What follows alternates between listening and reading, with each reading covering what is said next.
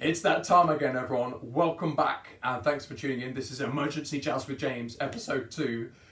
If you're watching this, somehow you weren't put off by the mysterious whispering voiceovers and silly stock changes, so thanks for coming back.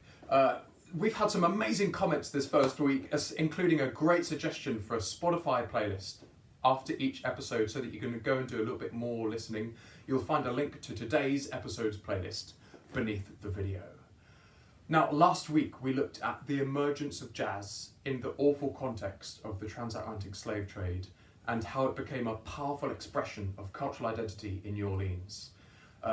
We saw musicians play a highly improvised music in small groups, and it spread across New Orleans in its bars, clubs and cafes. But now we look at the next stage of jazz as it reaches an ever wider audience with the emergence of the big band, an ensemble much larger than anything that's come before, and importantly, it's now playing written and improvised music. Buckle up for this one, everyone, and thanks for tuning in.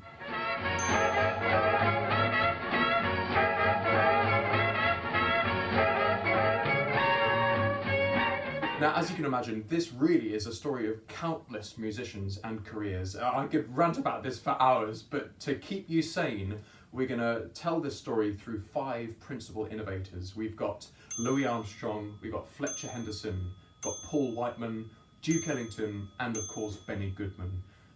You'll notice this is unfortunately a rather male-dominated episode, but in the 20s and 30s there just weren't the female big band leaders. We will make up for this next week when we see the incredible innovations that female jazz musicians made in small band settings. To begin this journey, we go right back to where we started and Louis Armstrong in New Orleans. And in 1922, he made the decision to travel with his mentor, Joe King Oliver, to Chicago to play with his Creole jazz band. This was a Hot 8 lineup, and it played completely improvised tunes, and they took Chicago by storm. Listen here to the tight, interweaving textures of improvising.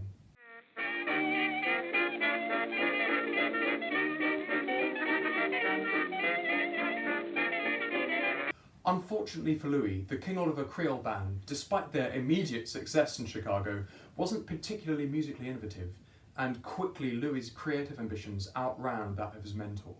And so his wife of the time, Lillian Hardin Armstrong, who was herself a brilliant jazz pianist and future big band leader, convinced Louis to go to New York and find Fletcher Henderson.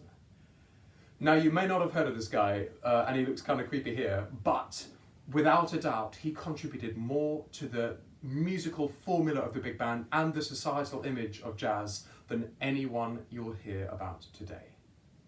It's difficult to overstate Henderson's contributions here. Just to start with, he's the first band leader to establish full 4-part trumpet and trombone sections and use alto, tenor, bari saxes and clarinets all in one big horn section. We know that this formula has remained virtually unchanged for 100 years, and for good reason. It gave Henderson this enormous advantage of timbre, texture and colour over any other band leader at the time. His other crucial innovation was mixing New Orleans-style improvisation with notated arrangements. Another thing that seems very obvious to us, but at the time it completely contradicted with the widely held views of music critics in New York. In a deeply racist 1920s society, improvisation was seen as this lesser form of making music that was not appropriate for proper society.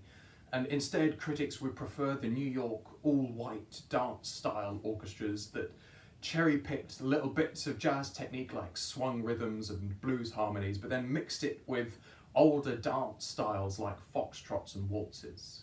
Now, at the centre of this New York dance band scene is the appropriately named Paul Whiteman, seen here channeling his inner Bond villain.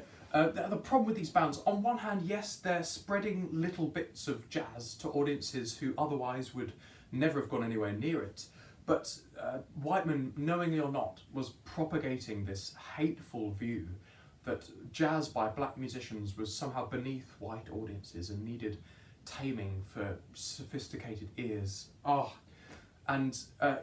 Whiteman took a music that was born in the heartbreak and hatred of racial inequality, neutered it of any meaning, and made it consumable for audiences that either didn't understand or actively denied its cultural importance. Henderson, though, turns this problem on its head and does what critics think impossible, writing highly nuanced arrangements full of opportunities for improvisation. And he does this with the hottest new players in New York: Louis Armstrong, Coleman Hawkins, Lester Young, Kaiser Marshall, Charlie Green, and countless other musicians. They all played with Henderson at this time. And listen here to the contrast with King Oliver's Creole Band, the cohesiveness of the material and still with the same flair and beauty of improvisation.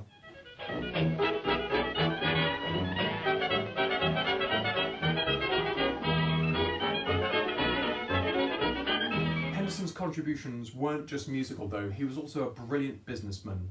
He rehearsed his bands to a level of accuracy and groove better than anyone else in New York at the time, and meticulously he checked the appearances of all of his players before they went on stage. Everyone needed polished shoes, an iron tuxedo, clean-shaven face. He also hired white and black musicians regardless of background. All of these things were just crucial in changing the public opinion of jazz and showing more racist audiences that jazz was sophisticated just the way it was. And simultaneously, he inspired a generation of young musicians, most notably in Harlem, but also Chicago and New Orleans, to go and learn to read music. The social significance of this band, it cannot be overstated. So right now, we've got the musical formula for a big band, and society's view of jazz is slowly changing for the better, but we're still missing something. We're missing a richness of sound and a variety of groove that we now characterise as big band music. Enter Duke Ellington. Now, Ellington is a once-in-a-generation creative talent with an ear for timbre, harmony and melody to rival that of Stravinsky or Ravel from the classical world. He took the incredible potential inherent in Henderson's full horn section and he used it to make an entirely new orchestral sound world. This brought new songs like East St. Louis Toodaloo and Black and Tan Fantasy in 1927. Black and Tan Fantasy in particular took jazz composition to a new level with audacious key changes, rich harmonic extensions, and some truly unique and weird sounds. Duke Ellington is widely regarded as one of the 20th century's greatest composers, regardless of genre. To the keyboard. In 1931, he took this a stage further with the unforgettable Mood Indigo. And this song is really worth taking a closer look at because the harmonic innovations and the orchestration innovations are something we can never forget. Listen to the opening chords and melody.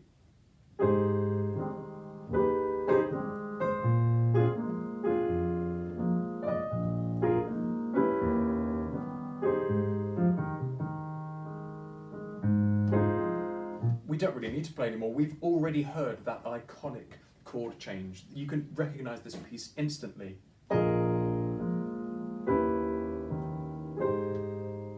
And this harmony is beautiful, isn't it? But why is it beautiful? Why is it new? And why does it work so well? It's because of something called voice leading. This is a posh music term. All it means is that every single note in the chord progression wants to go somewhere and has a really strong direction. Whether it's this, or whether it's, or any of them, you can pick any individual line and it sounds gorgeous. And voice leading is something usually associated with classical composition, but Duke Ellington has it at the heart of his compositional technique, and it means that you get these beautiful, lush, resonant progressions like that. And it wasn't just harmonic innovations here. We've got a use of instruments that is so gorgeous and nuanced. Listen, I'm about to play the real original recording of Mood Indigo.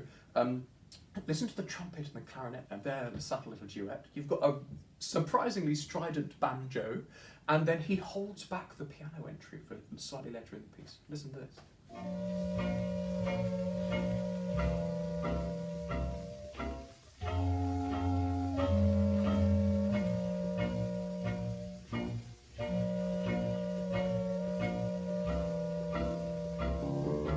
Now there's one last rather significant piece of this puzzle before we can recognise the swing era, and that is of course Benny Goodman. Now, where Ellington validated jazz in the eyes of international critics, Benny Goodman brought jazz and the big band to an international audience. Benny Goodman came out of Chicago in the 1920s, where he was a classical clarinet prodigy, and he actually went to see Louis Armstrong and King Oliver's Creole Band play back then, and was so inspired that, against the wishes of his family, he decided to make a career out of it. And his timing couldn't have been any better.